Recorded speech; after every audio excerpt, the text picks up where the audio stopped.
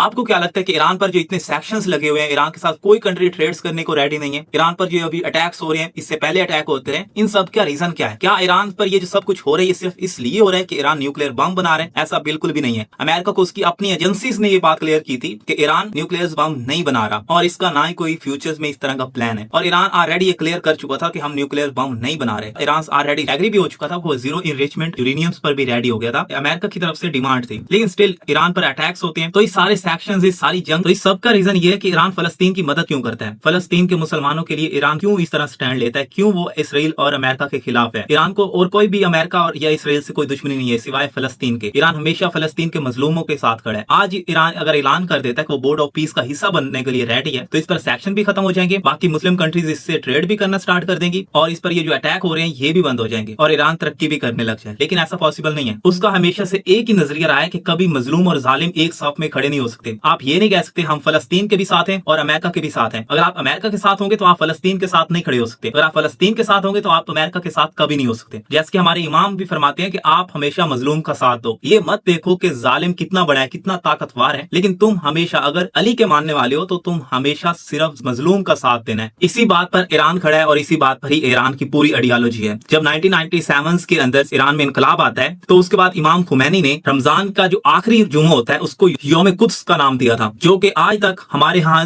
رمضان المبارک کے آخری جمعے کو یوم القدس منایا جاتا ہے۔ اس میں کیا ہے کہ ہم فلسطین کے مظلوم مسلمانوں کے لیے اظہار یکجہتی کے لیے ریلیز نکالتے ہیں، اس میں امریکہ مرد آباد کے نعرے لگائے جاتے ہیں، اسرائیل مرد آباد کے نعرے لگائے جاتے ہیں۔ کوئی آپ اور دیکھ لیں اس طرح کی ریلیز نہیں نکالتے۔ ہمارا فلسطین میں کوئی بھی شیعہ نہیں ہے کہ ہم بولے کہ وہاں پر اہل تشیع رہتے ہیں ہم اس لیے کرتے ہیں، وہاں پر کوئی اہل تشیع نہیں ہے، ہاں لیکن وہاں پر مظلوم ہے، وہاں پر ایسے لوگ ہیں جن پر ظلم کر رہے ہیں امریکہ اور اسرائیل۔ سو ہمارا فرض ہے کہ ہم ان کی مدد کریں، ہم ان کے لیے آواز اٹھائیں، اور اسی آواز اٹھانے کی آج ایران اتنی بڑی قیمت ادا کر رہا ہے۔ ایران اس کے لیے اپنے ٹاپ لیڈرشپس کو شہید کروا رہے ہیں، اور اسی آواز کی وجہ سے ایران نے آج اپنے رہبر معظم آیت اللہ علی خامنہ ای کو بھی کھو دیا ہے، لیکن پھر بھی وہ اپنے نظریے سے پیچھے نہیں ہٹ رہے اور نہ ہی کبھی ہٹیں گے انشاءاللہ۔